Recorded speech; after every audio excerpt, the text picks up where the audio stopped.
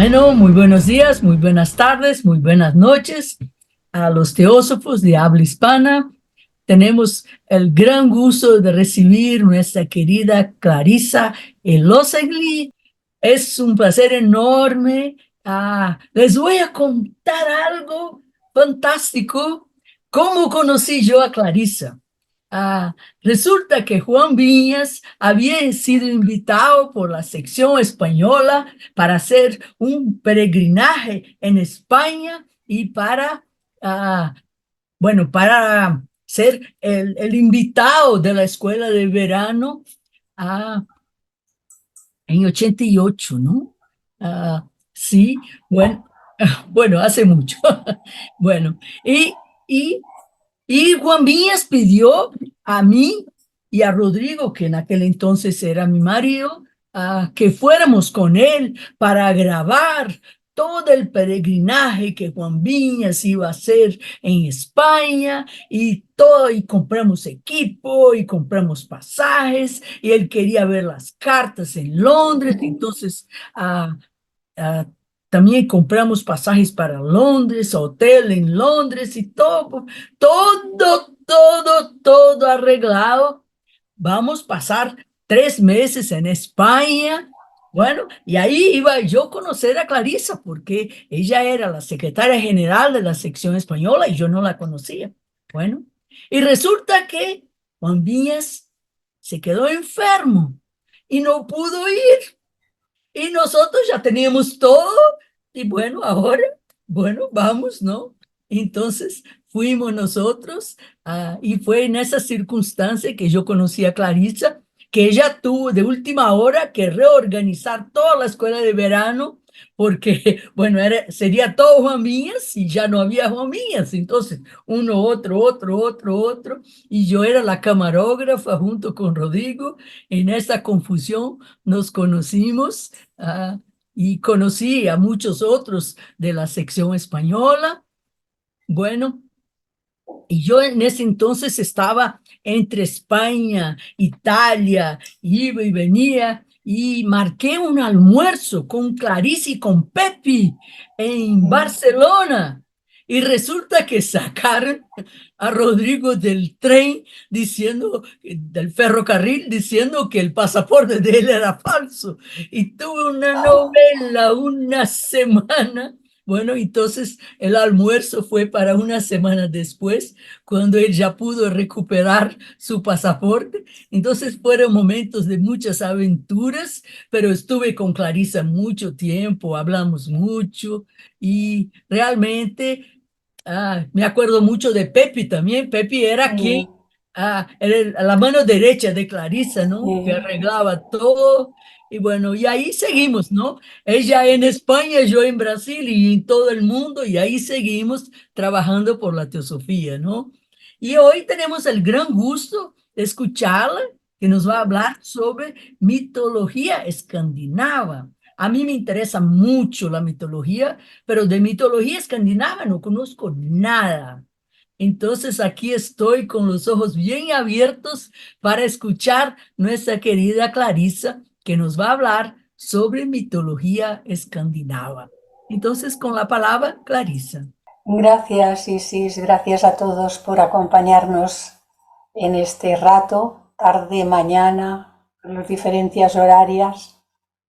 Y según ha comentado Isis, si no recuerdo mal, fue cuando tenía que venir Juan Viñas en agosto del 2008, del 2008. Y ciertamente ocurrió eso.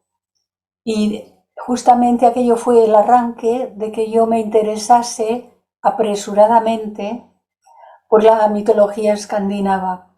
Pero veréis, Juan había propuesto que haría, yo le había dicho, tienes todo el horario, tú te lo puedes organizar y presentar como tú quieras, todo el horario es tuyo, tú eres el ponente de toda la escuela. Y una de las cuestiones que iba a presentar era la de la tetralogía de Wagner, El anillo del Nibelungo, iba a presentar Sigfredo, él. Y claro, al no poder venir porque enfermó, corriendo y deprisa, porque faltaban muy poquitos días para iniciar la escuela, faltaban muy pocos días, una semana apenas o algo así, muy poco.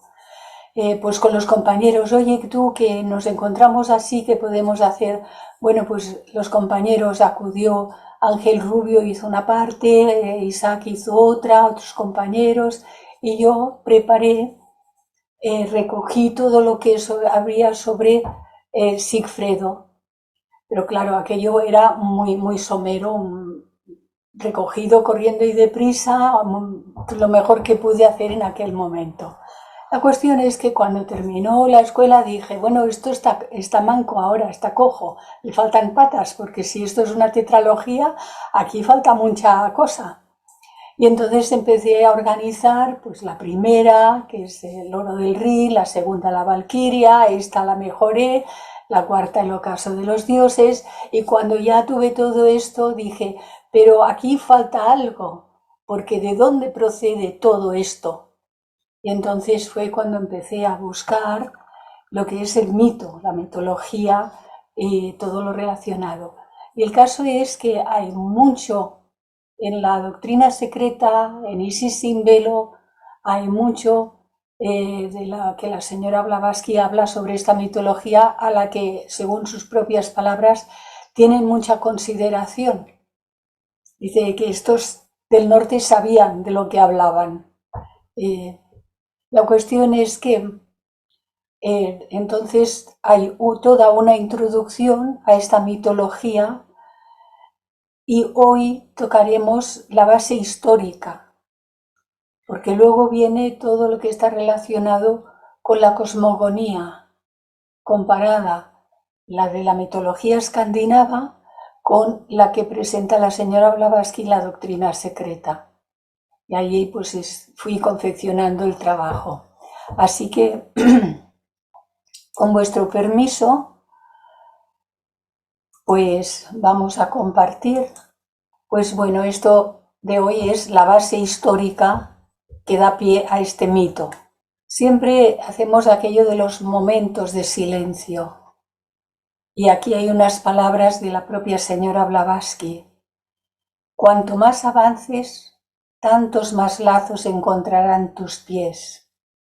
El sendero que a la meta conduce está iluminado por una luz única, la luz del arrojo que arde en el corazón.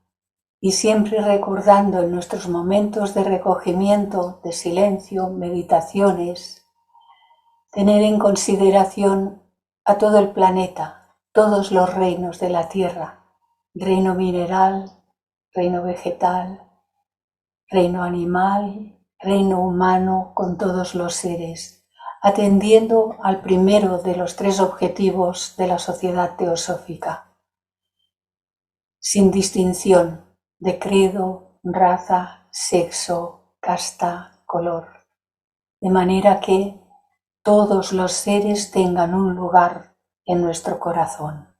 Y ahora, pues, comenzamos con nuestro relato. La mitología no es un relato de sueños caóticos, sino que en ella se narran hechos históricos que sucedieron en épocas muy remotas. La señora Blavatsky hace un estudio muy minucioso de los distintos mitos en sus libros Isis sin velo y la doctrina secreta. Carlos Leadbeater, en el libro La vida interna, analiza una serie de mitos griegos, como el de Orfeo bajando a los infiernos para rescatar a Eurídice. Todas estas son enseñanzas de carácter esotérico que están veladas y para las que hay que tener una clave de interpretación a fin de poder comprender el verdadero significado. Por eso, desde los comienzos de la sociedad teosófica, la mitología está presente en su literatura.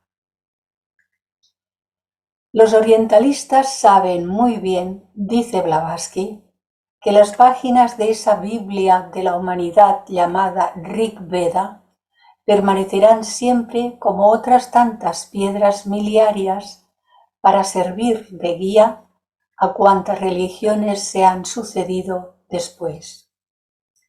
En sus 7 principales divinidades, que con sus 330 millones de divinidades secundarias, que son las fuerzas o devas, son los rayos irradiados de la unidad sin par y sin límites. Puede encontrar el investigador cuantas personificaciones de potestades primarias y secundarias abarca el panteón religioso de todos los países. De ahí que vayamos a encontrar unos dioses muy supremos y otros dioses de segundo orden, llamados en la literatura dioses menores. En realidad todos son jerarquías en su sentido más profundo. Cuánto más grandioso, cuánto más poético que el de ciertas aberraciones católico-romanas es el espíritu religioso que se encuentra en las leyendas paganas escandinavas de la creación, añade la maestra Blavatsky. La religión y la ciencia se ven entremezcladas en estos cantos del paganismo escandinavo, porque hay un logos en cada mito y un fondo de verdad en cada ficción. Estas personificaciones de las fuerzas activas del cosmos se hallan dispersas de un modo caótico en el mito universal, por lo cual, como dice Platón en el Fedón y en el Gorgías, los mitos deben ser considerados como vehículos de grandes verdades, bien dignas de ser investigadas a la luz de la intuición, como llevamos dicho tantas veces. Y estas son palabras de Mario Rosso de Luna en su libro Wagner, mitólogo y ocultista. Los mitos, por tanto, según afirma Charles Gould en su obra Mythical Monster, no son creaciones imaginarias de pueblos salvajes, sino, más bien, adulteraciones tras adulteraciones de tradiciones sabias relativas a seres, hombres o genios que han convivido con el vulgo de los poloi, vulgo a quien siempre hablarán por parábolas los maestros. Verdaderos empequeñecimientos de la fantasía colectiva a lo largo de los tiempos, los mitos, despojados de la grosera cáscara de que se ha ido revistiendo así, son en el fondo tan científicos como la propia ciencia moderna, cuando no más, y están exornados asimismo por una riqueza sentimental, emotiva, educadora y simbólica. ¿Cuántos mitos hay? Hay muchos, pero los más importantes y conocidos son el griego, el nórdico, el egipcio, el romano, el japonés, el inca, el celta, el azteca, el hindú, el maya y la mitología china. La definición que tenemos de un mito en las diferentes mitologías del mundo es así. Un mito es una leyenda o una historia tradicional que normalmente involucra a un héroe o evento, usando o no explicaciones reales. En concreto, tratan de semidioses o deidades y describen algunos ritos, prácticas y fenómenos naturales. Normalmente, un mito incluye eventos históricos y seres sobrenaturales. Un mito es un tipo de narración simbólica que nunca fue basada en hechos. A lo largo de la historia, los mitos han intentado explicar conceptos difíciles, como por ejemplo el origen del universo, con la ayuda de personificaciones y alegorías, como veremos a su debido momento. Tenemos entonces lo que acontece sobre la mitología escandinava, los orígenes de todo ello. Y vemos aquí gigantes y seres más pequeños. Como decía la señora Blavatsky, y había gigantes en la tierra. Encontramos la mitología escandinava detallada en unas escrituras que se denominan los Edas. Vamos a ver. En Irlanda, en el año 900 de la era cristiana, un monje recopiló las tradiciones sobre la creación del mundo, del proceso cosmogónico, de la aparición del hombre sobre la tierra, etc. Había muchas leyendas y a esta recopilación se le llamó Edda, que significa conocimiento. Este es un detalle de una miniatura de la Edda poética. Como no se terminaran de recopilar en su totalidad, otro monje, 100 años después, transcribió otras de estas tradiciones en un segundo libro. Posteriormente, un estudio de estos mitos y leyendas permitieron ver que eran muy parecidos a los mitos griegos, caldeos, chinos, aztecas y mayas. Los lingüistas han tratado de encontrar conexiones entre los Eddas escandinavos y los Vedas de la India.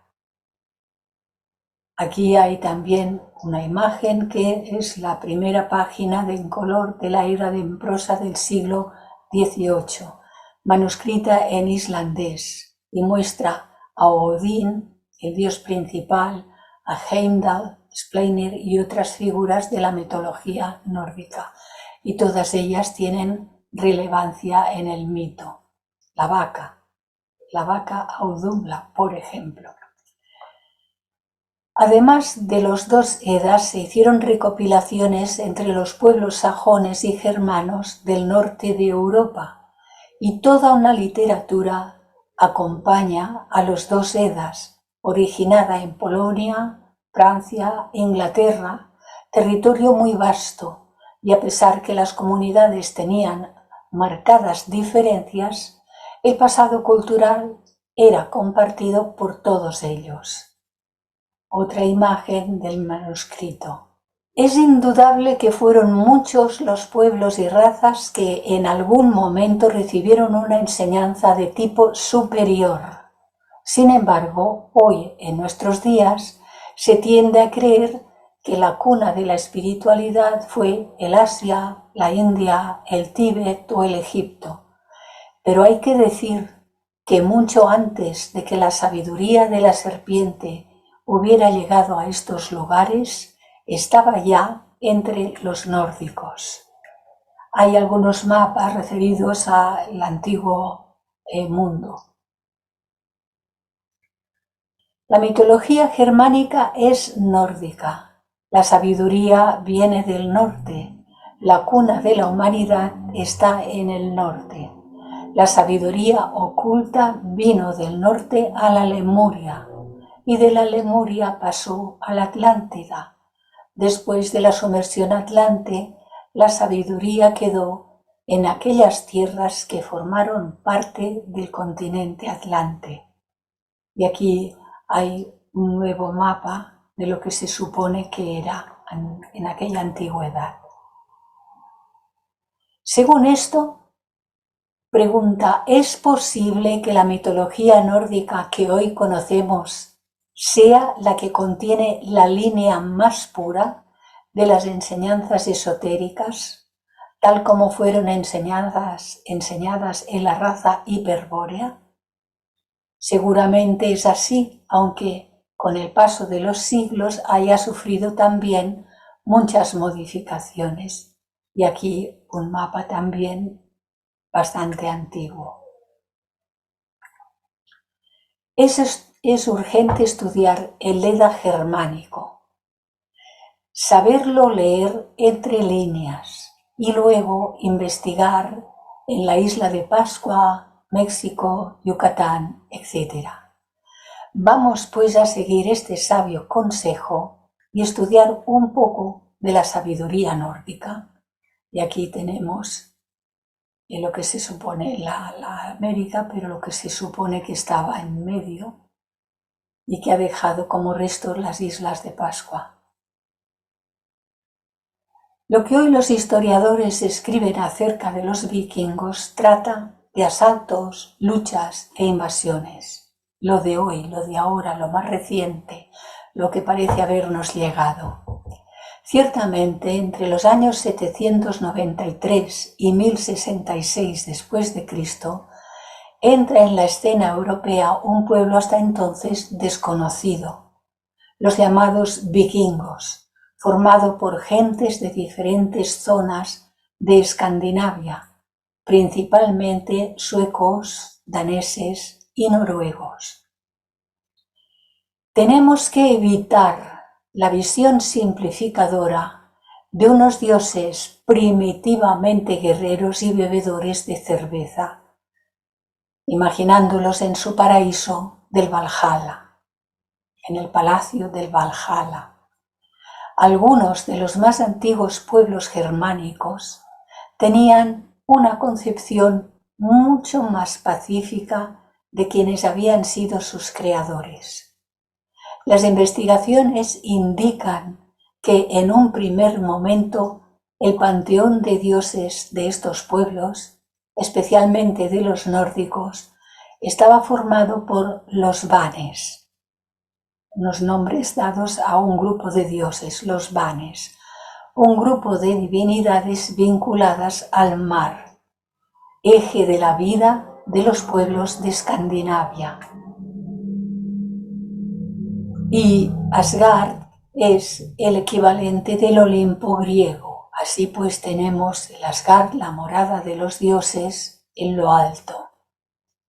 Otro símbolo, como tantos muchos. Posteriormente, en algún momento histórico, otros pueblos germánicos pudieron traer consigo un panteón mucho más guerrero, que es el que acabaría imponiéndose, el que nos ha llegado hasta nuestros días y siempre imaginamos a los vikingos guerreando por todas partes. Las migraciones y las luchas entre pueblos debieron ser los mecanismos con los que se extendieron estos nuevos dioses de la dinastía de los Ases. La dinastía de los Ases, palabra que ha pervivido para designar hoy a las figuras del deporte y a los héroes de disciplinas de riesgo.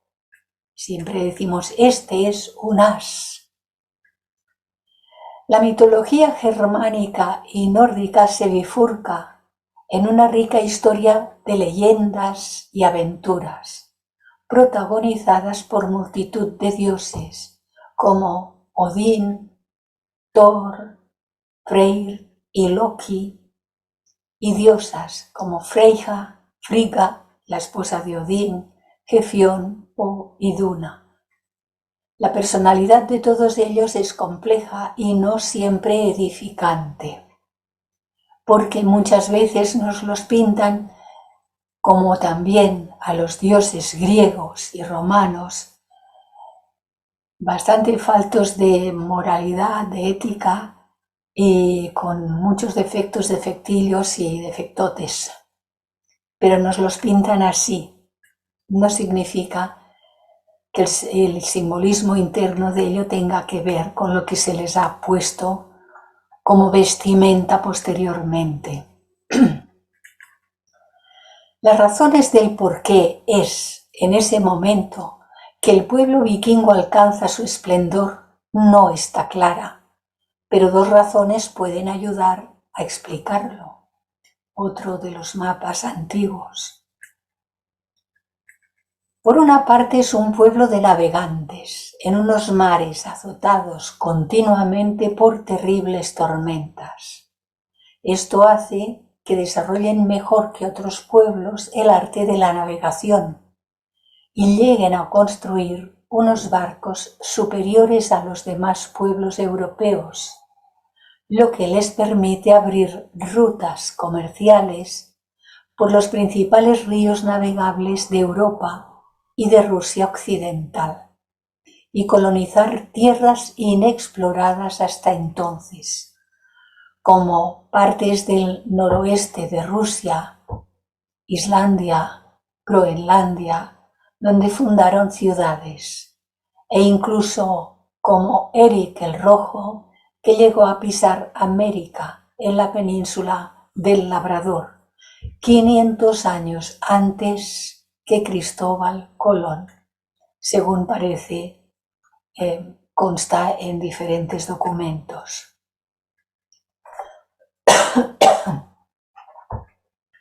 Durante la época vikinga, los vikingos saquearon, colonizaron y explotaron grandes zonas de Europa, del Medio Oriente, de África del Norte y del Norteamérica, más específicamente de las áreas de la actual isla de Terranova y el norte de la península de Labrador. El comienzo de la época vikinga por lo general se sitúa en el 793, cuando los vikingos saquearon el importante monasterio de la isla inglesa de Lindisfarne en el 812, y su final en la fracasada invasión de Inglaterra emprendida por Harald Hardrade en 1066 y la conquista normanda de Inglaterra. La época de los asentamientos comenzó en el 800. Los vikingos invadieron y más tarde se asentaron en Escocia, Inglaterra, Groenlandia, las Islas Feroe, Islandia, Irlanda, Livonia, Normandía, Islas Shetland, Sicilia, en los territorios de los Rus y Vinland, isla de Terranova.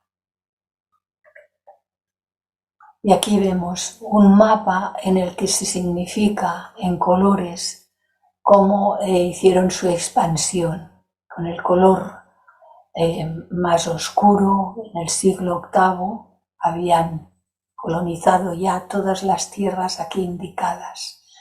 En el siglo IX, las que son en un rojo carmesí. En el siglo X, las que están en color naranja. En el siglo XI, las que están en amarillo.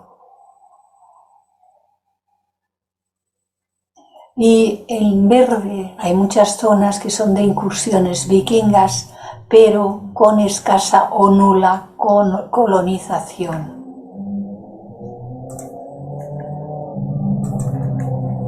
Por otra parte, los mitos y leyendas en los que se basa su cultura son de un carácter heroico, guerrero y aventurero, tan extraordinarios que al interpretar estos mitos de una forma exotérica, naturalmente ello impulsa a la aventura y a la conquista.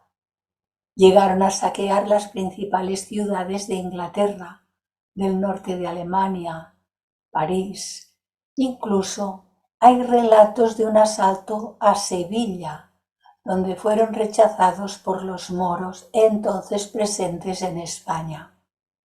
Y aquí pone entre paréntesis, aunque también hay que decir que muchos historiadores empiezan a pensar que en estos relatos sobre asaltos hay más de leyenda que de realidad. Esta es una obra, un cuadro, la pintura de Laurent Froelich, que muestra el festín realizado en homenaje a la muerte de Harald Gormson, rey. A la izquierda, cuerno en alto, aparece Sven I, nacido en el 960, recién nombrado rey, realizando un brindis ante los Homsvinkis, mercenarios nórdicos con fortaleza al sur del mar Báltico. ¿Qué duda cabe que sus mitos de tan extraordinario carácter heroico y guerrero habían de ser entendidos en forma esotérica, como el camino del guerrero en lucha contra sí mismo? Este ya es una parte importante a considerar. habían de ser entendidos en forma esotérica, interna, como el camino del guerrero en lucha contra sí mismo, representado por los elementos. Pero como siempre sucede, por estos tiempos ya tan degenerados, solo unos pocos eran capaces de leer el mensaje oculto. Pese a todo, cada vez son más los historiadores que coinciden en que el pueblo vikingo era un pueblo culto, que conocía y le gustaba escuchar esos mitos. Había en ellos valor, poesía y un algo de misterio. Una pintura sobre una de esas embarcaciones en los mares embravecidos del norte. Aquí hay un recorte de un mapa que veremos después, donde aparece Tile o Tule. Tule o Tile en griego, Tule o Tile, es un término usado en las fuentes clásicas para referirse a un lugar, generalmente una isla, en el norte lejano, a menudo Escandinavia, llamada Ultima Thule en la geografía romana y medieval. Puede también denotar cualquier lugar distante situado más allá de las fronteras del mundo entonces conocido. Fue mencionada por primera vez por el geógrafo y explorador griego Piteas de Masalia, en la actual Marsella, en el siglo IV a.C.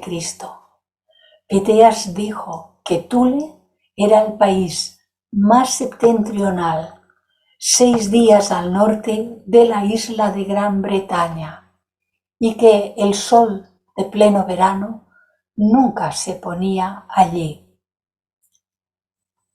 Determinar el origen de estos mitos y leyendas no es fácil. Al transmitirse oralmente de generación en generación, cualquiera de las fechas que hoy la ciencia les asigna, se habla de los siglos VIII o IX, son meras especulaciones. Hoy, a la luz de la gnosis, podemos decir que su origen se hunde en la noche aterradora de los siglos. Sus raíces devienen de la isla sagrada del norte, la misteriosa Thule, situada en lo que hoy es el círculo polar ártico, y donde en un pasado remotísimo habitara la raza hiperbórea. Desde entonces, la sabiduría oculta de aquellos dioses fue pasando en forma de mitos y leyendas, de raza en raza y de generación en generación, hasta llegar a esta época actual.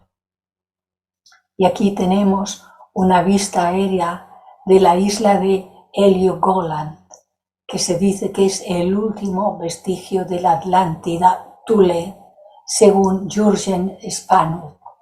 Y este es el mapa completo del que recorté la isla de Thule o Tile. Un mapa antiguo, aunque en muchos lugares no encontré las referencias claras y aunque están aquí es imposible de poderlo ampliar para leer, apenas se ve nada.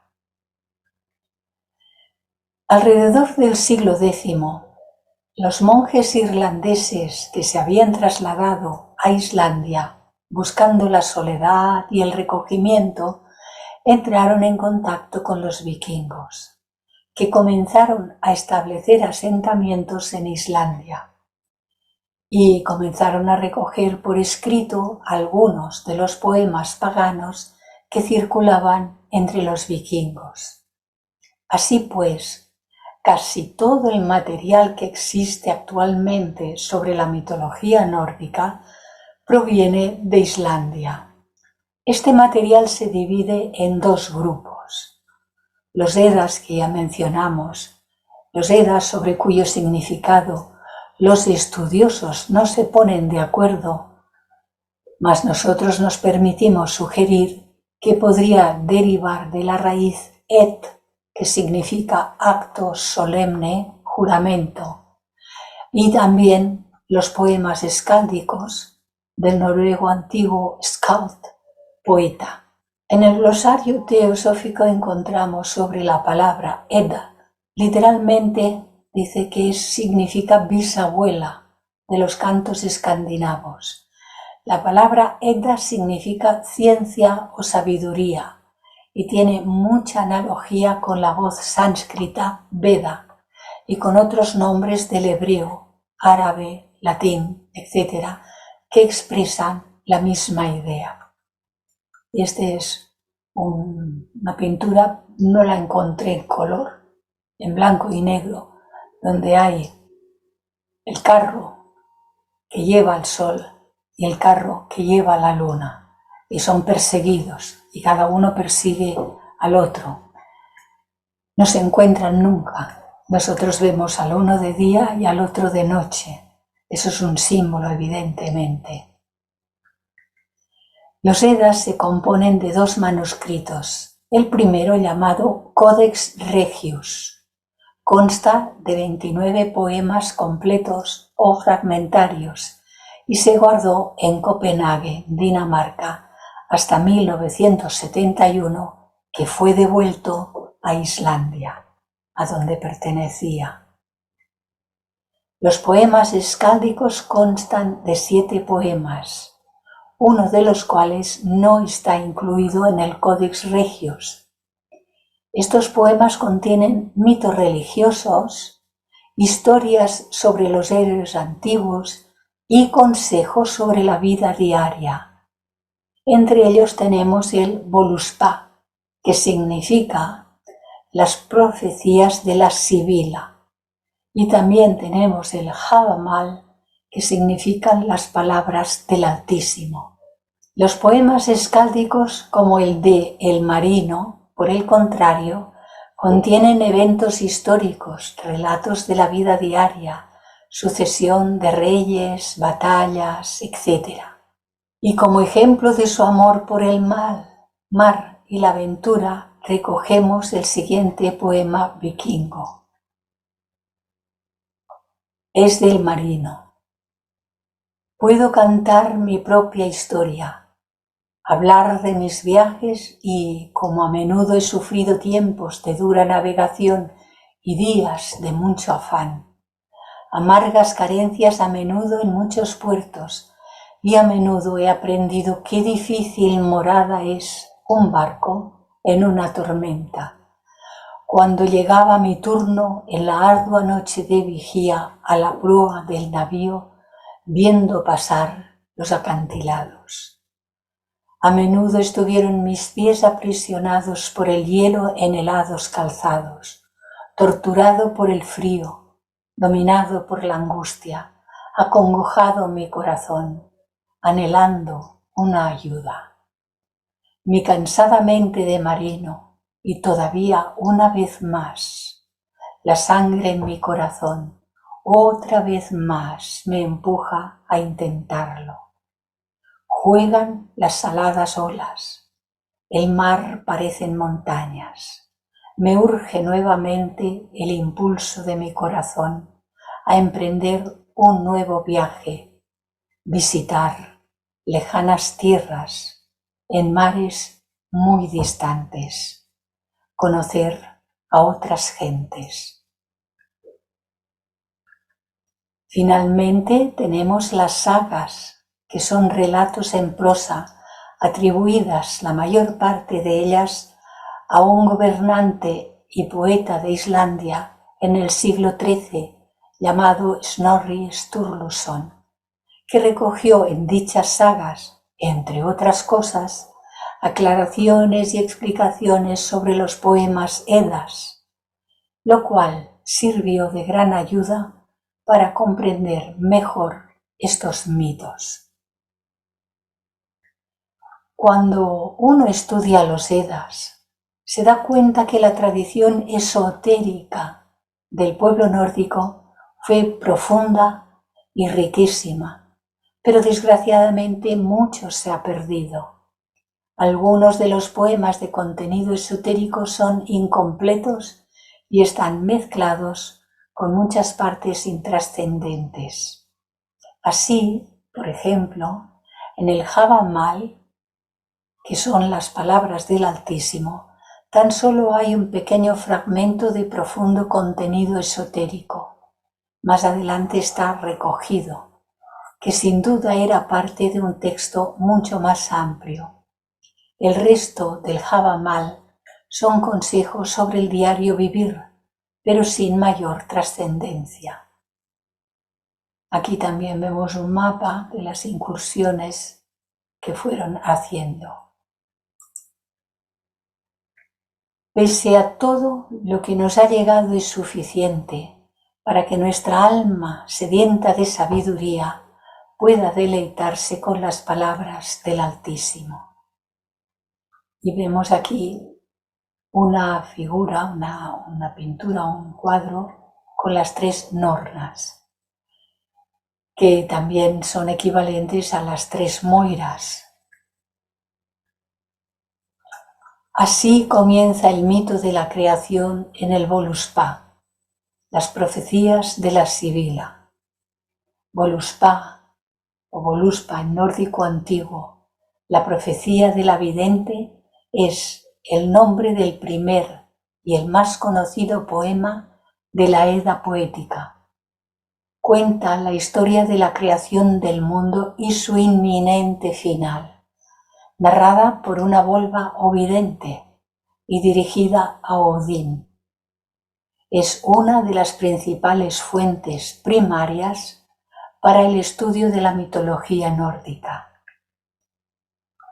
En el glosario encontramos Sifa, del escandinavo. En el Edda de Sturluson se denomina así a una adivina o sibila, simbólicamente abuela de Odín en el origen. A Thor se le llama también esposo de Sifa. Y aquí vemos también una pintura referente a esta vidente, a la volva del Voluspa. Es una imagen hecha por Carl Larsson para la versión sueca de la Edda poética de 1893. Hay una traducción de Fredrik Sander. Supongo que todo esto está en inglés. La profecía de la volva comienza con una invocación a Odín, tras lo cual la vidente comienza a relatar la historia de la creación del mundo de forma resumida. La vidente explica cómo pudo conseguir su conocimiento, conociendo así la fuente de la omnisciencia de Odín y otros secretos de los dioses de Asgard. Ya hemos visto que es el mismo significado que el Olimpo griego.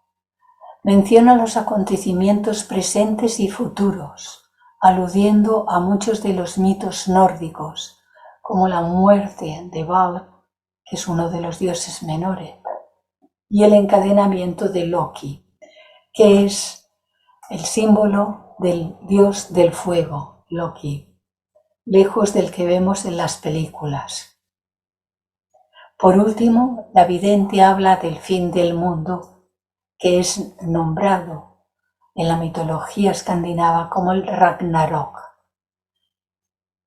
Habla del fin del mundo, el Ragnarok, y su segunda venida. Y aquí tenemos a la Sibila délfica, un fresco de Miguel Ángel en la Capilla Sixtina, que es un personaje de la mitología griega y romana. Se trata de una profetisa inspirada en ocasiones por Apolo y es capaz de conocer el futuro. Así que también estas sibilas, estos seres, son representados en todos los mitos. En el glosario encontramos acerca de Ragnarok que nos dice: Es una especie de entidad metafísica llamada el destructor y también llamada el ocaso de los dioses, es decir, el fin de un ciclo grande, cuyas 2/3 partes son destruidas en la batalla final, según el Edda.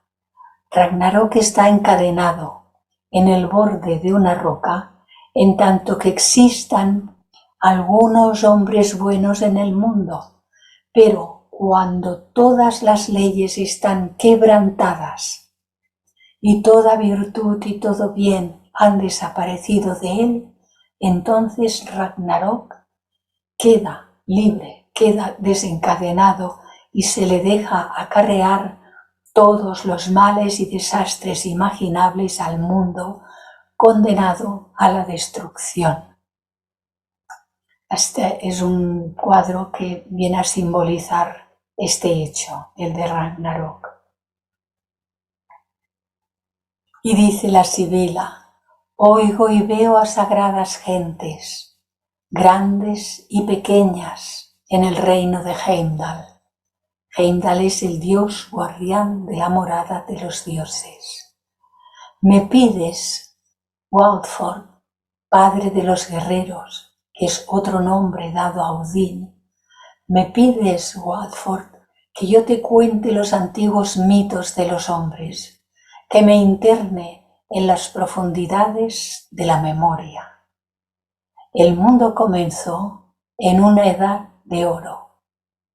Recuerdo gigantes nacidos en el comienzo del tiempo, que a mí me criaron en tiempos muy lejanos. 9 mundos yo recuerdo, 9 raíces del árbol del poder. Se refiere al Yggdrasil, que simboliza el árbol cósmico. 9 mundos que sostenía los mundos, árbol que sostenía a los mundos, y también a los mundos bajo la tierra, a los que estaban arriba y a los que estaban abajo. Y esta es una representación de Yggdrasil, el árbol cósmico.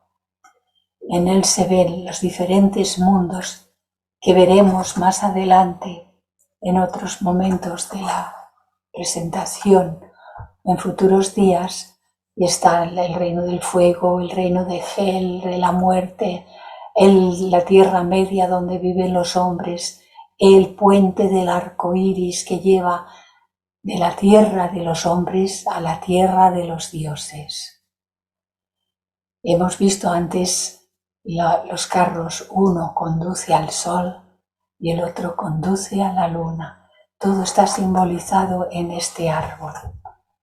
Y esto lo veremos si todo está marchando como está dispuesto en próximos días, porque después de esta introducción viene la cosmogonía comparada entre la doctrina secreta y la cosmogonía escandinava. Y hasta aquí tenemos la presentación de esta base histórica del mito. Qué interesante, Clarissa, qué interesante. Es realmente algo de un estudio de la historia de la humanidad, ¿verdad? Cómo se ha desarrollado. Y hay un pasaje así un poco curioso. En Río de Janeiro, que es una ciudad que tiene muchas montañas y tiene mar, es una ciudad metida adentro de las montañas, con el mar alrededor y una bahía y todo. Hay una piedra que se llama Gavia, y esta piedra es en un lado, está como un rostro, y ahí se llama el rostro del emperador. Y se dice que fueron los vikings que hicieron ese rostro ahí, el rostro del emperador. O ¿sí? sea que también puede que llegaran allí, sí, se ve que se metieron por todas partes. Sí, sí. Bueno, uno no sabe, ¿no? Pero No, ahí cuando uno ve la piedra, ve el rostro y ya uno ya dice, es el rostro del emperador que hicieron los vikings. Así sí, dice la sabiduría popular. está Y bien. estos vikings como navegadores llegaron en todos lados, ¿no? Se ve que sí, por lo que dicen, la historia que cuentan y por lo que dicen los mapas que hay al respecto, pues parece que sí, que eran muy buenos navegantes. Sí, sí. Río de Cortaron Janeiro, muchos árboles para hacer sus barcos, cortaron muchos árboles, dejaron sí, muchas tierras peladas, como también aquí en España cuando hicieron la armada, ¿eh? sí, sí, sí. Y Río de Janeiro está a 23 de latitud bajo del Ecuador, ¿no? Entonces, de Escandinavia es bien lejos, ¿no? Bien lejos, Pero de bien España, lejos. imagínate de Escandinavia, ¿no? Pero resulta que estos vikings andaron en todo lado, ¿no? Y es muy interesante cómo las tradiciones esotéricas y mitológicas de los pueblos de alguna manera se aproximan, ¿no? Ah, Ujú.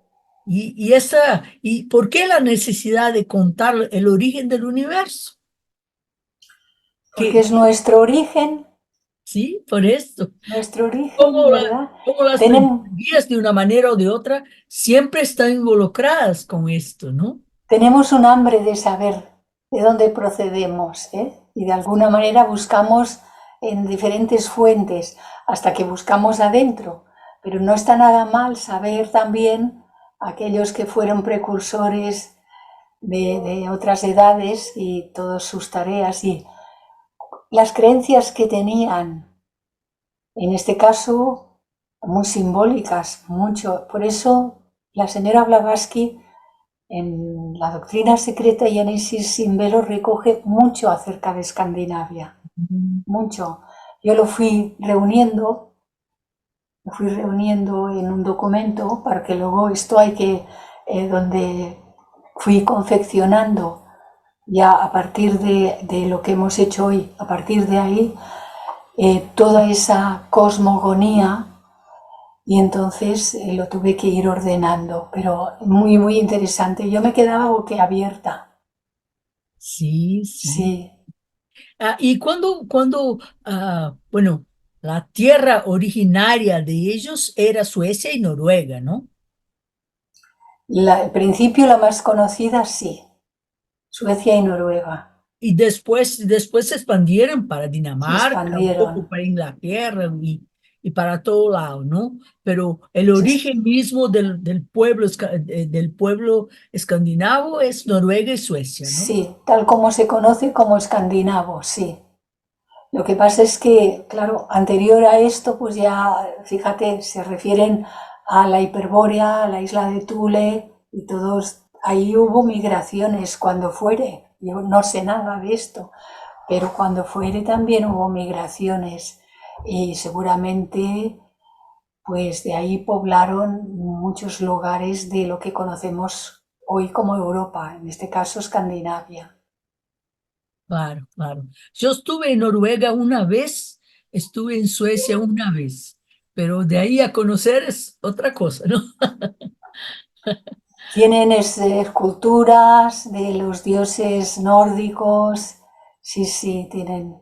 Ellos se convirtieron al cristianismo, pero siguieron conservando sus propias creencias, un poco como en otros países de América, que dice se volvieron cristianos, pero debajo del vestido Claro, de la Virgen tenían los vestidos de las antiguas deidades. claro, claro. Como la Pachamama en Perú y Bolivia, ¿no? Sí, parece que sí, ¿verdad? Sí, muy interesante eso, todo. Sí, sí, sí, sí, muy, muy interesante. A mí me gusta mucho la mitología, así, esta parte simbólica sí me interesa mucho. Sí. Bueno, Carmencita, Carmencita está.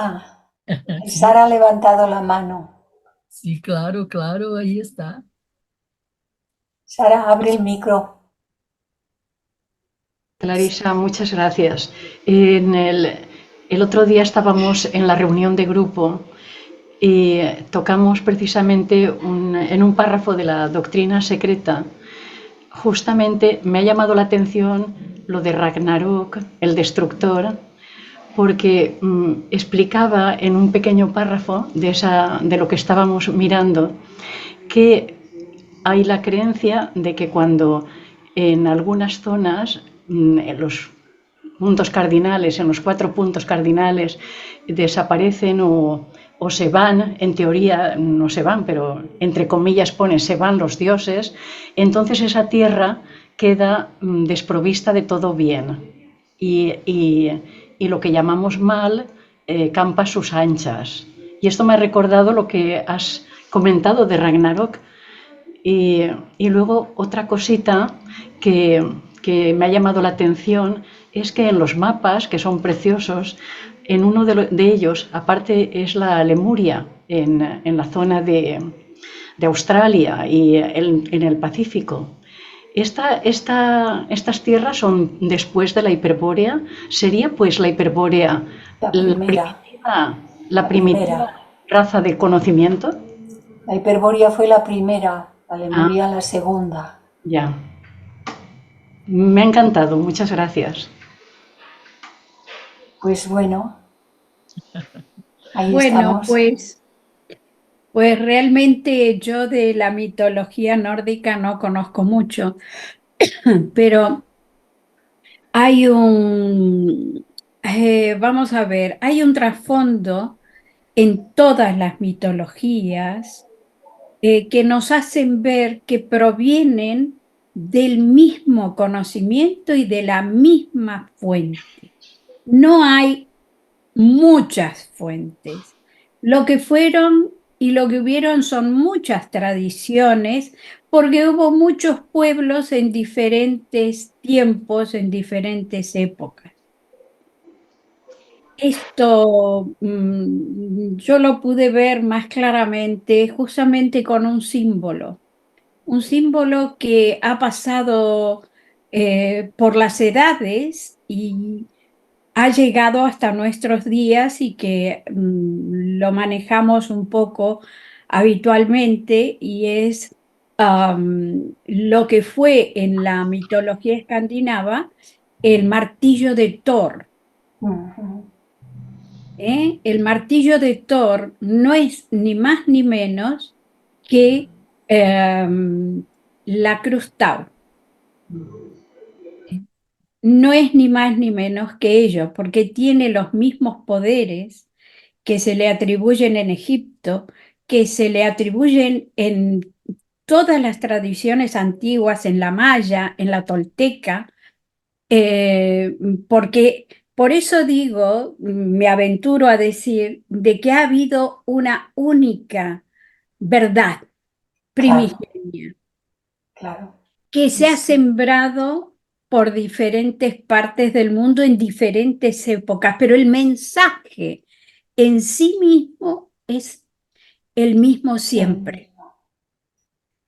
Porque en la doctrina secreta, la señora Blavatsky, cuando habla de los lenguajes, ¿no? Los lenguajes simbólicos, y que se habla de esos lenguajes muy, muy primigenios y antiguos, que eran solo pequeñas figuras, símbolos, que cada uno de ellos decía, bueno, era un tomo de descripción y que eran esas civilizaciones más avanzadas que dieron el mensaje a las primitivas civilizaciones hiperbórea, la Atlante, etcétera, pero es el mismo mensaje que llegó de diferentes maneras.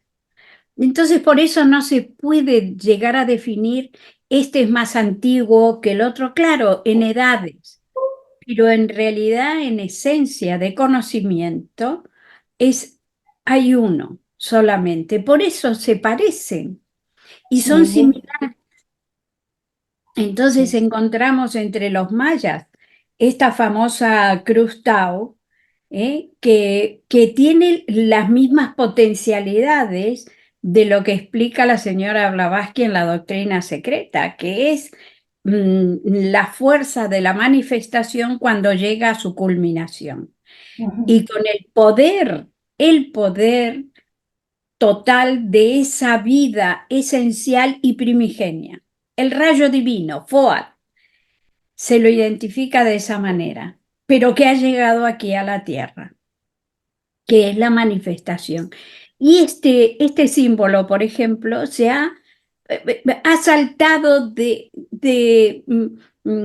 cultura en cultura en diferentes partes del mundo, pero tienen la misma esencia. Y esto es maravilloso porque Sí, entendiendo uno profundamente, entiende el resto. Y esto es lo que tiene la simbología, que nos ayuda a comprender la profundidad de estas ideas. Pero no solamente eso, sino que nos conecta con la idea primigenia. Porque cuando uno parece que esto es un conocimiento superficial, bueno, es simbólico, no vale nada. Pero es que en realidad hemos perdido la capacidad internamente de conectarnos con la idea que está detrás del símbolo. Y entonces nosotros, siglo XXI, estamos descolgados de todo eso. Pero nos gusta y nos encanta porque realmente, Clarisa, excelente tu exposición, porque nos has ido conduciendo a través de ese hilo que has ido hilvanando a través de las épocas, de los tiempos, cómo se va trasluciendo este conocimiento, cómo se va dando progresivamente. Yo espero las próximas sesiones con ansiedad porque me encanta el tema. No he podido ver ninguna de tus conferencias previas en la rama Bhakti porque justo coincide con mis reuniones de rama. sí. Y ahora me voy a deleitar escuchándote estos sábados, cuando te toque hablar, que me va a encantar. Muchas gracias, Clarisa, por traernos estos temas. Gracias a vosotros por darme esta oportunidad. José Luis. Nos vamos a deleitar todos, ¿no? Sí, Yo sí, estamos enteros. yo también, porque cuando confecciono un trabajo me lo paso de bien, que no os lo podéis ni imaginar. Sí. Sí, José Luis. Sí, buenas tardes a todos. Hola. Gracias, Clarice, en primer lugar, por compartir tu estudio. Yo, bueno, no pude participar de las otras conferencias porque el trabajo no me lo permite, pero ahora escuchándote, bueno, pues pensé también en los mitos que hay en Sudamérica y también tenemos gigantes desde la Patagonia hasta Norteamérica. Hay mitos de gigantes, historias. Y bueno, pues el trabajo nos permite entender de que esto no fue un tema de un hemisferio, fue global, ¿no? Es más, hablando de Hiperbórea, me ponía a pensar que lo que decía es que el conocimiento viene del norte, pero creo que no es el norte geográfico de hoy en día. Seguramente hubieron movimientos tectónicos, cambios de polos, entonces el norte geográfico seguramente no es ese. Inclusive recordé de la Ciudad Blanca, ¿no? La que no fue tocada por ningún cataclismo. Tal vez, posiblemente viene de ahí, y eso quisiera que nos expliques. Y el segundo tema es que viendo los dibujos, escuchándote, pues queda claro de que nuestros antepasados trabajaron junto con jerarquías de elementales que están en nuestro planeta. Tal vez nos es difícil verlos ahora, pero seguramente que ellos han trabajado conjuntamente con esos elementales, ¿no? Que en la doctrina secreta, en Antropogénesis, nos explica la señora Blavatsky que ellos fueron los que construyeron el mundo antes que nosotros lleguemos incluso, ¿no? Gracias, Clarisa. A ti. Bueno, realmente Si ahora intentase responder a la pregunta que has hecho, tendría que ir a los documentos, porque de memoria es complejo decirlo, pero está recogido en lo que veremos más adelante. Según vayamos haciendo la presentación ya de toda esta cosmogonía, inclusive saldrá algo de Hispanoamérica, de América, mejor dicho, también. No mucho, porque la cuestión era la mitología escandinava, pero como me aparecían cuestiones, pues ahí metí bastante cuestión relacionada, por supuesto relacionada. Y porque la señora Blavatsky lo menciona continuamente. Sí. Hay una Giovanni mano. Piero, otro mosquetero. Sí, hay Mm, una mano. Sí, excelente conferencia, maravillosa y pues realmente muy inspiradora, ¿no? Estos temas que son, o sea, totalmente teosóficos, ¿no? Porque, o sea, lo que uno entiende que es el mito, así como los símbolos, ¿no?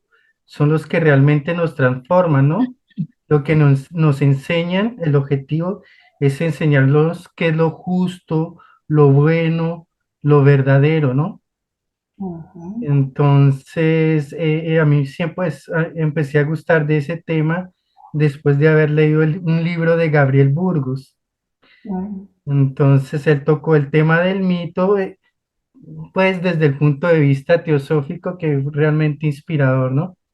Entonces, así como Carmencita hablaba, ¿no? En este siglo XXI nos hemos desconectado de estos símbolos y estos mitos y hemos perdido esa sensibilidad, ¿no?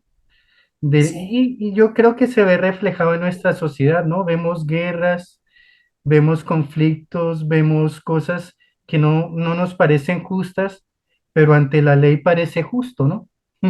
Ante la ley del hombre, ¿no? Pero por eso en la antigüedad estos mitos, estos símbolos estaban en lo cotidiano, ¿no? Estaban en las plazas públicas, estaban en las historias, estaban en la pintura, en las artes. Entonces las personas entraban de manera inconsciente en las personas, no era consciente, el mito no entra de manera consciente, sino inconsciente y después es relacionado en determinado circunstancia, ¿no? Y nos enseña es eso, ¿no? Y nos transforma nuestro interior. Entonces, mi pregunta es, por qué nos hemos desconectado de este tipo de leyendas, de mitos, de símbolos que nos hacen como seres, no sé, me parecería como poco, que pocos se interesan por la humanidad, por el bien, ¿no? Mm. Bueno, para poder comprender el porqué de todo esto, por qué estamos tan desconectados de lo interno y mirando solo a lo material, y hablo, por supuesto hablo en general, de cómo está el planeta, pero no podemos perder de vista la ley de evolución. Cuando perdemos de vista la ley de evolución es que no encaja nada en ningún sitio. Parece que el hecho de que esté el mundo como está sea algo fortuito y que no tiene lugar. Pero resulta que las guerras las hacemos los seres humanos cuando somos hijos jóvenes. Y ahora, por la ley de los ciclos, sabemos que hay un ascenso de un ciclo. Sube, se forma una nueva civilización lentamente por medio de cada vez seres más maduros, con más edad interna, hasta que llega la culminación del ciclo, la cumbre. Cuando empieza a declinar, se van retirando los egos más maduros y empiezan a encarnar egos jóvenes, egos jóvenes, egos jóvenes. Cuando llega abajo, Yo lo llamo el fondo del saco. Cuando llega abajo, el porcentaje de egos jóvenes encarnados es muy grande en relación con el porcentaje de egos maduros encarnados. Es muy grande. ¿Y qué es lo que ocurre en una casa? Ahora haremos una comparación de la familia humana, los miles de millones que estamos encarnados hoy, que ya pasamos de 8.000 millones, y lo vamos a comparar con una familia en una casa.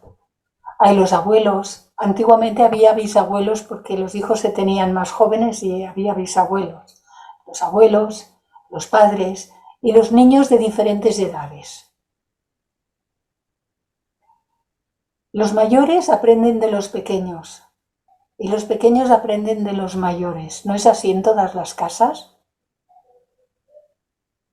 Pero dejad a un grupo de los niños de diferentes edades en la casa unos minutos y les decís, portaros bien, no toquéis nada, ¿eh?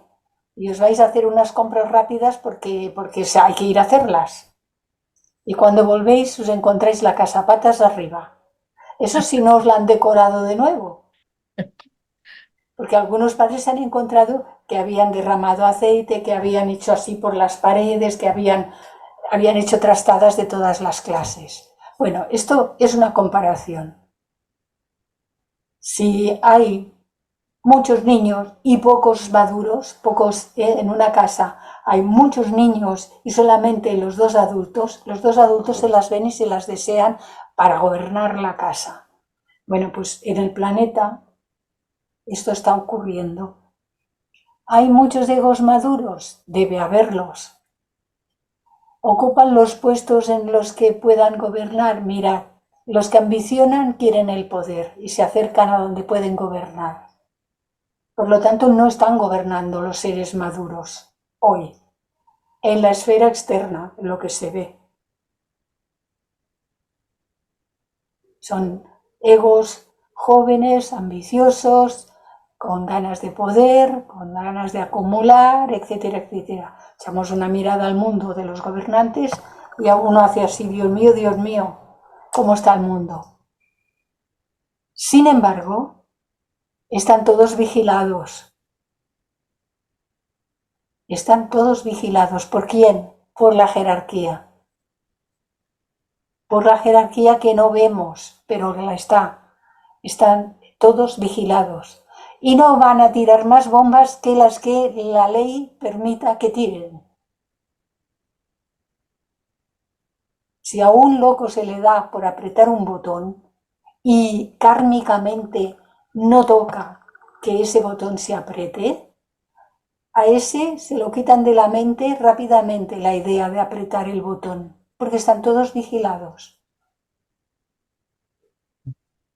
Así que sí que vemos cómo está el mundo, pero nosotros siempre tenemos que ver que todos los seres, todos son egos en evolución, somos todos seres en evolución, como los niños de una casa. El niño que tiene 5 o 6 años y que te destroza la casa y te rompe y te pinta y te tal, es el ser que se convertirá en un ego, en un ser maduro, un hombre, una mujer responsable, adulta, madura, pero ahora no lo es. Pues los egos jóvenes lo mismo, no son maduros, pero eso no significa que no sean seres divinos en evolución.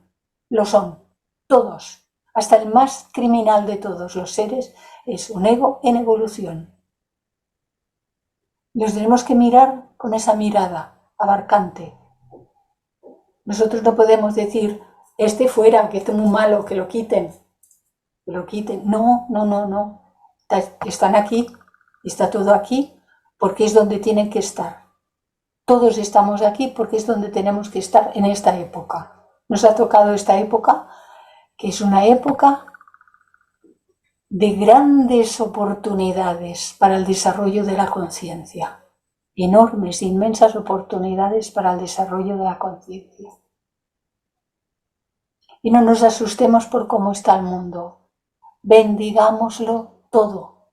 bendigamos a todos los seres, bendecir a todo el mundo, a todos.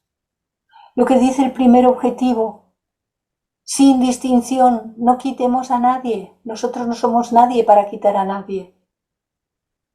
No nos corresponde el juicio de los hombres porque, mira, yo no me he dedicado a la jurisprudencia humana. Si uno no es abogado, ni juez, ni magistrado, ni nada de nada, no le toca el juicio de los hombres. Y el juicio divino menos. Entonces, bendigamos todo, a todos los seres, que todos tengan un sitio en nuestro corazón. Aunque a veces uno tiene que hacer su propia sentada y respirar profundamente, porque hay situaciones en que uno, si no, se iría a qué mal que está el mundo, no hay que ver y que y pondría la mente donde no debemos ponerla. Es muy fácil que se nos vaya la mente a donde no debe ir, muy fácil. A todos, yo me tengo que vigilar a mí. Como decía mi yaya era mi abuela materna, mi yaya. Decía, nena, tú, con este ojo, mirando bien, vigilando bien, y con este también, me hacía así, y con este también. Sí. Y yo me tengo que vigilar a mí, estar atenta, porque la mente es que se las estudia todas. Mm. Mm. ¿Eh? Emilce, Gracias, Clarice. A vosotros. Emilce. vamos a Argentina, Santa Fe. Sí, acá estoy, acá estoy. Quería abrir la cámara y no podía porque estoy con el teléfono. Agradecerte, Clarisa, agradecerle a Isis y a todos por haber tenido y mantenido, y a Giovanni también por haber mantenido este espacio. Y esta charla en especial me hizo pensar que nosotros le debemos agradecer también a todos nuestros ancestros, a los ancestros de mi cadena de ADN, pero también a todos, porque estas personas o seres que nos decían vikingo en la escuela y yo me imaginaba a alguien muy torpe, muy brusco, muy agresivo, y ellos también tuvieron la capacidad de ir sacándole un poquito del velo de ese que habla Blavatsky, para que nosotros vayamos comprendiendo. Y ahora la pregunta, ¿hay algo más allá que ese velo y que ver eso que nos une como humanidad? Ese es el amor que nosotros sentimos dentro para la evolución, que sin querer, sin estar consciente, es lo que hacemos. ¿Qué te parece eso, Clarisa? No sé si fui clara, pero esa esencia de la vida, de eso, es lo que nos lleva al progreso y entre todos vamos como humanidad. Por supuesto, el amor es uno de los aglutinantes más grandes que hay, sino el que más, porque forma parte de la primera Trinidad, voluntad, sabiduría, amor. Pero no es el amor polar, es el amor que no tiene contrarios. El amor polar es ahora sí y luego según cómo te portes mañana no. Ahora te amo y luego ya no porque no te has portado bien conmigo. Lo digo así como muy de casero, ¿no? Para que nos entendamos bien. Entonces, luego sí hay una cuestión que también hemos de considerar, que cuando es polar hay un emocionalismo, en el sentido de el amor y tal, hay una cuestión que tiene relación con el emocionalismo, en el sentido astral de la palabra, no de lo elevado, sino Y se tiende un poco a ser romántico en la expresión del amor. Hablo en general, para que nos demos cuenta de cómo se mueve la gente, ¿no? Y yo he encontrado personas a lo largo de tantos años, pues a veces me han explicado de una cosa, de una manera y de otra. A veces me han explicado de la altura de un campanario, que se dice vulgarmente, ¿no? Y llega una persona y dice que, ay, que yo, ¿qué tal? Porque es que yo estoy sintiendo una cosa, porque es que yo amo al mundo entero. Y me lo estaba diciendo con esa fuerza. Amo al mundo entero. Yo, hace muchos años, empecé a aprender a escuchar, yo callada, escuchando. Y sigue hablando, y ya llega un momento en que me dice que se lleva muy mal con sus padres, que no puede vivir cerca de sus padres porque no lo soporta. Y porque y sigue explicando. Esta es una idea romántica del amor. Eso no es amar al mundo entero, que ama al mundo entero pero no soporta a sus padres. Es una contradicción. Eso no es amor, no es nada. Es una idea romántica del amor y es una cuestión muy fenoménica de los estados astrales del individuo, muy fenoménico. Entonces, sí que cuando hablamos del amor, tenemos que comprender que es el que lo sustenta todo, pero todo es todo, universalmente hablando, todo. Y nuevamente siempre tengo que dirigirme, y para nosotros de primer objetivo, sin distinción. Todo es todo, sin distinción, porque empezamos a clasificar y nos perdemos. Entonces sí, amarlo todo. Has cerrado el micro, Emilce. Gracias. Y le pedía si podía decir otra pregunta chica, Sí, porque, a ver, y ese amor es el que dan, ese amor de la esencia pura, es el que dan también todas las religiones, pero no por poder, sino la esencia de las esencias de las creencias, esa pureza que dieron los, los santos, los que dieron los grandes eh, trabajadores de las distintas ramas y de los distintos, eh, sí, yo voy a decir de todas las religiones, aunque el budismo no sea una religión, aunque haya separatividad, pero eso tiene una esencia muy grande y amorosa. Y es lo que nosotros, como teósofos, nos enseñan, creo, a no ser la separatividad entre el cristianismo, el budismo, el maometano, qué sé yo, el judío.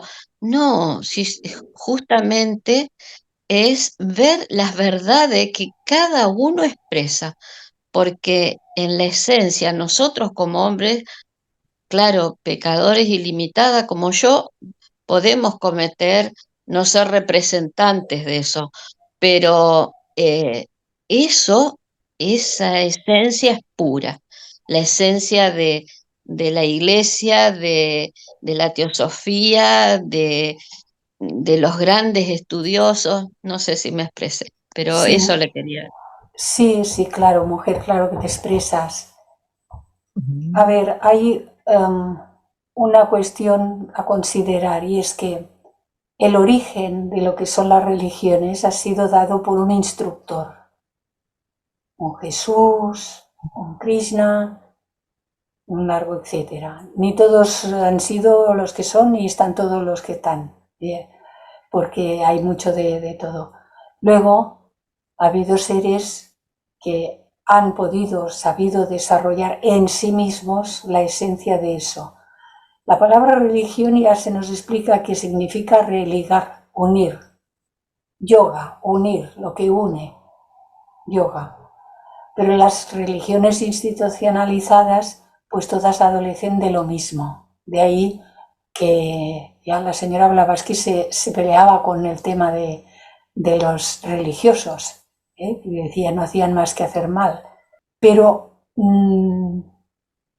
cada uno hace según su propio estado evolutivo, sin importar si está en una religión o en otra o en ninguna. El primer objetivo, de nuevo, otra vez al primer objetivo, sin distinción de credo, raza, sexo, casta, color, condición social, etcétera, etcétera, etcétera, todo, sin distinción, porque las distinciones son las que separan, sin distinción de condiciones políticas, cada quien que piense y haga y crea lo que quiera pensar y creer y apoyar. Uno, si ha comprendido, respetará. Ya está. Ni siquiera opinar acerca del por qué tú crees esto y el otro cree el otro. Las opiniones no son la verdad. Las opiniones todas son ideas parciales que tenemos acerca de cosas, pero son parciales. Gracias, No están Clarisa. asentadas Muchas en la gracias. verdad. Las opiniones nunca son la verdad. Nunca. Enquanto hablabas, Clarissa, eu me acordei, Gracias. eu me acordei de dichos populares que se usam em Brasil e que se dice, este es hermano de este. Muchas Mi veces yaya dice, me decía que yo, vigilara con los dos. dice, yo confío con ese y desconfío con este. Hay que mirar bien las cosas, ¿no? Sí. La Bueno, sabiduría muy popular bien. tiene esas cosas. Sí, Sí. sí. Miguel, Tienes el micro cerrado Ahora, pues ahora. sí, realmente ha sido inspirador, un gran contenido. Ahora, es que no se estaba silenciado. Que ha sido muy inspirador y con un gran contenido. Espero poder asistir en más ocasiones. Y yo he sacado una pequeña síntesis bueno, que a medida que ibas haciendo la descripción, pues lo he escrito, es muy corto. No quiero daros un gran rollo, ¿no? Y es que entiendo que evidentemente un mito ha de ser y es, por su naturaleza, una fuente de inspiración hacia el silencio cósmico que nos cobija. Así pues, no se pueden precipitar conclusiones concretas, porque si así fuese, se cortaría la posible fuente de inspiración a la que hemos de estar propicios y predispuestos. Y esta fuente no es crear una fantasía, una invención, un criterio, sino que es algo vivo y latente, con su propia vida y dinámica. Está más allá de la personalidad. Es una vía de la comprensión interna de realidades trascendentes que amplían la visión humana sobre su realidad y destino. Por eso creo que todo lo que sea trascender el pensamiento concreto, pues propicia esa inspiración que es la comprensión de aquello que afrontamos. Y habiendo ese estado de comprensión, se puede ir ampliando, a veces fracasamos, a veces tenemos éxito, ya adoptamos la actitud más correcta de acuerdo a nuestro ser, de acuerdo a nuestro fondo espiritual. Y esto nos abre camino, porque la clave es la comprensión. Precipitar un criterio, pues, como bien decía, acababa de explicar Clarisa, pues siempre es parcial y tenemos que ir a la totalidad, porque somos parte de la totalidad y entonces tenemos que integrarnos en esa totalidad. Eso puede ser inspirador y también nos puede dar las claves de cuál es nuestro cometido a nivel interno, porque a nivel externo está tan saturado toda la vida del mundo, que hay más confusión que realismo. Bien, pues lo dejo ahí, que esto es precioso y es una llamada a ese silencio que nos permite una inspiración desde nuestro ser profundo. Muchas gracias, Clarisa. Ha sido preciosa tu trabajo, tu recopilación y todas tus expresiones. Gracias. Gracias, Miguel. Pues bueno, Una cosa muy interesante de los mitos y de los símbolos, los arquetipos, es que son muy impersonales, muy universales, sí, pero a la vez llegan a cada uno de una forma personal, ¿no? Entonces es como es un canal de comunicación entre el mundo impersonal y el mundo personal, ¿no? sí, y nos llega pues a cada uno según nuestro estado actual, como estamos ahora, hoy, ¿verdad? ¿Qué me puede llegar a mí? Pues según estoy ahora, hoy. Si estoy receptiva, bien. Si no lo estoy, pues la cosa está bloqueada. Bueno, ahora, como podremos ver cuando sea el momento y continuemos, veremos cómo esa cosmología, esa genealogía, tiene tantos paralelismos con la que se explica por parte de Blavatsky, la doctrina secreta y en Isis, que ella misma hace las referencias a la mitología escandinava. Porque dice que estos sabían de qué hablaban. Sí, sí, Bueno, pues ya lo iremos viendo, ¿verdad? claro, El claro. trabajo está preparado. Sí, sí. Y es realmente ah, como, bueno, del punto de vista tropical brasileño, es otro mundo, ¿no? Es una geografía muy diferente Sí, y, y parece que de alguna manera muchos pueblos han vivido en estas geografías congelantes, ¿no? Algo, sí, sí, es algo sí. ah, que llama la atención, ¿no? Ah, como Se dice que, yo no sé, a ver, cada uno ha de observar y tal, se dice que en los países del norte o los países fríos, porque al final en el Polo Sur, los que se acercan más al Polo Sur también hay frío. Los seres desarrollan más la mente y que los países más cálidos desarrollan más las emociones, ujú, cama.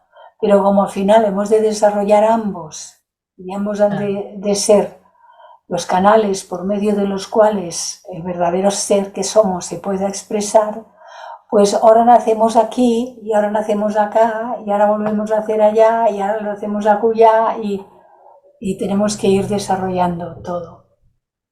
Entonces está todo muy bien hecho. Yo pienso que está todo muy bien hecho. sí, seguro. Bueno, Carmen, nuestra Carmencita tiene la mano levantada nuevamente. No, es justamente para decir, para remarcar la importancia del tratamiento de estos temas que muy pocas veces nos dedicamos en teosofía porque nos dedicamos más al desarrollo personal, a nuestras personalidades, cómo pulirnos, todas estas cosas. Pero en realidad estos temas nos hacen ver, nos hacen ampliar nuestra visión, nuestra conciencia. ¿Por qué? Porque nos retrotraen de pronto a saber quiénes somos, de dónde venimos. Porque evidentemente para saber dónde estamos, tenemos que saber de dónde venimos y cuando estamos aquí, saber hacia dónde va. Ujú. Y esto es un factor fundamental. Por eso lo que decía Juan, creo que es, ¿no? Que preguntaba por qué ahora no hay ese interés, etcétera. Y es lo que decía Clarisa, ¿no? Esa falta de madurez del alma. Porque aquí hay un factor muy, muy importante que a veces nos queda ahí en duda. Es ese ser interior comunitario, porque es común a todos. Cuando le llegan estas ideas, hay un golpe en ese ser interior y reconoce, no es que sea nuestro cerebro lo procesa, pero en realidad es el ser interior el que conecta con la idea. Y entonces, obviamente, si es un estadio de un alma joven que todavía necesita las sensaciones, la pasión, el egoísmo y experimentar aquí en las cuestiones terrenales, tiene un poco oscurecida esa conexión interna y no reconoce. No. Y por más que prediquemos, vamos a predicar un poco en el desierto, pero, es verdad, pero las semillas quedan en algún rincón y fructificarán en algún momento. Y esto es lo que realmente justifica totalmente nuestra labor de difusión, porque nosotros no sabemos en qué terreno está cayendo y no debe ser un prejuicio para nosotros, no van a entender, no van a darse No. cuenta, porque estamos hablando a un nivel de almas, de alma a alma. Y entonces de pronto ese ser que está en su confusión, algo cae que le toca, pero de pronto no es consciente en ese momento. Entonces no sabemos en qué momento esa semilla que se ha plantado va a fructificar. Entonces lo importante aquí del tema es sembrar, difundir, explicar ese pasado, este presente y hacia dónde nos Y el dirigimos. futuro. Eso es el maravilloso mensaje que podemos dar en todos los lenguajes, ya sea ahora en estos temas sobre la mitología o lo que sea, todo. Nuestra labor es procurar clarificar en estos momentos en qué estamos, por qué estamos así, proviene de un pasado y cómo va a ser nuestro futuro que depende de cada uno de nosotros.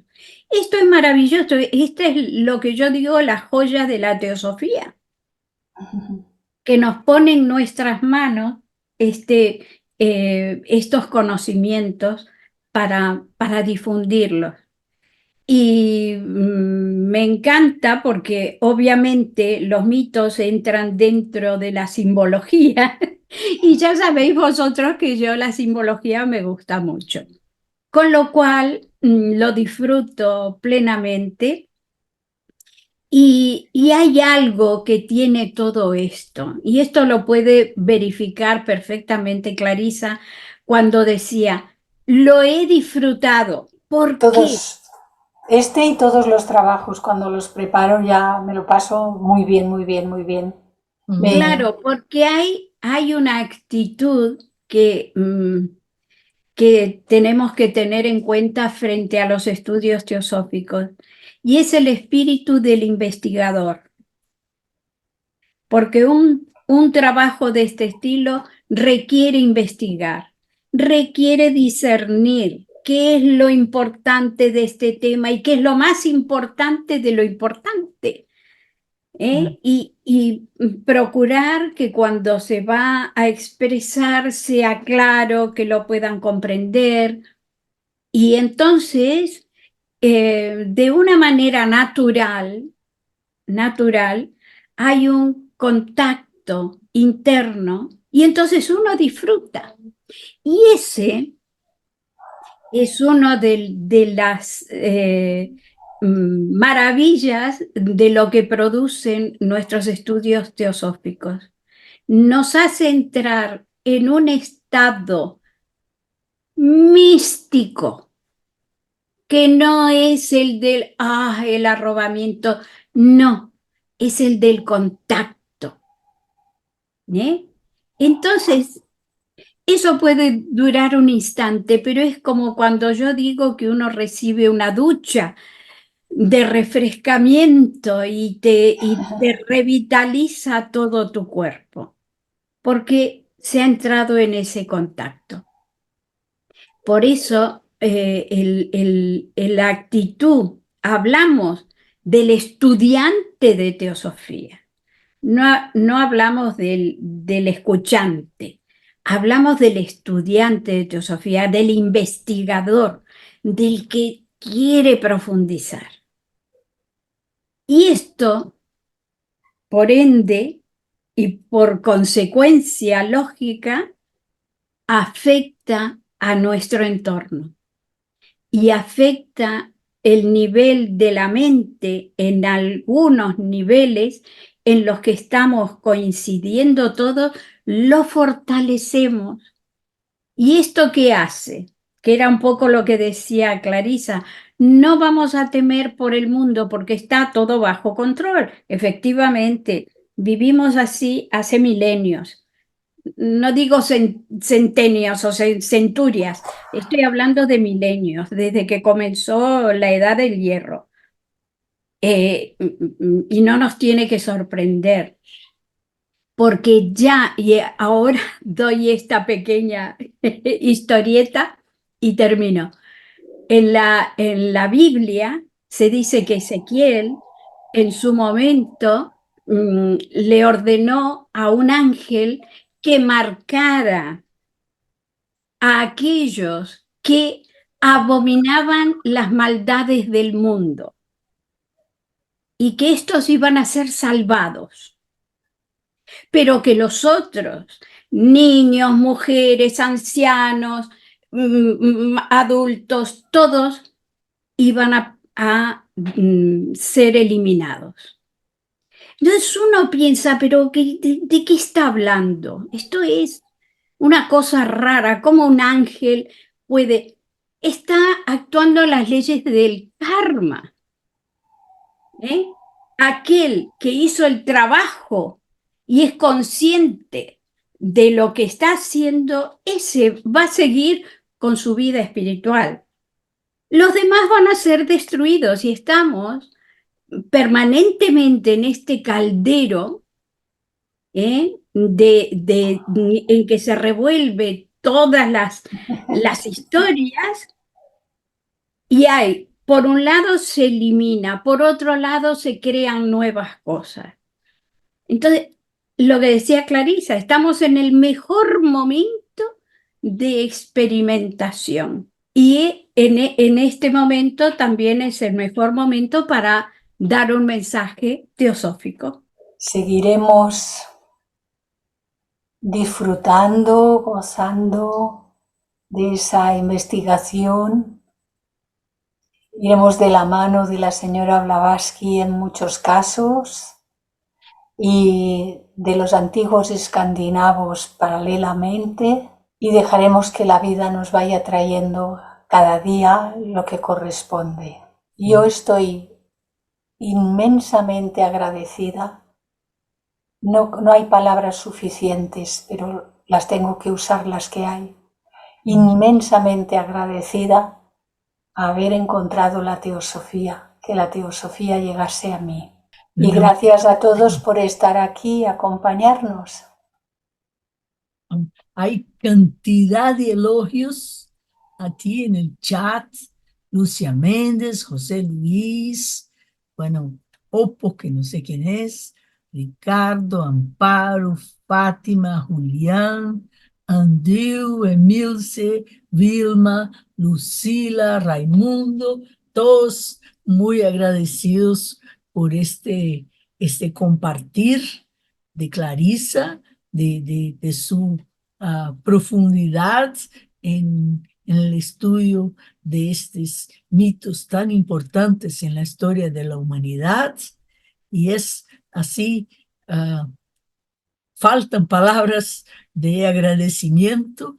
Yo, como vos, también soy muy grata de haber encontrado la Sociedad Teosófica, aunque nacía dentro de ella, podía haberme ido, ¿no? Pero ahí me quedé, como muchos nacen y se van, pero me quedé y soy muy agradecida por los maestros que de alguna manera impulsionaron, encontraron a Blavatsky, la entrenaron y dejaron esta puntita del velo para de alguna manera mejorar nuestras vidas y mejorar la vida de todos los seres.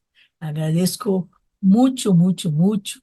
Y bueno, somos como los patitos los patitos feos que aún estamos desarrollándonos, pero estamos juntos y nos miramos unos a los otros, sabiendo que no estamos solos. Hay otras personas buscando la sabiduría de la vida y tratando de mejorarse, y tratando de entender cómo funciona el universo y todo esto, ¿no?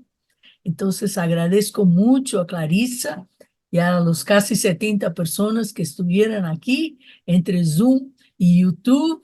Y les digo que la próxima semana vamos a México, a Ajá.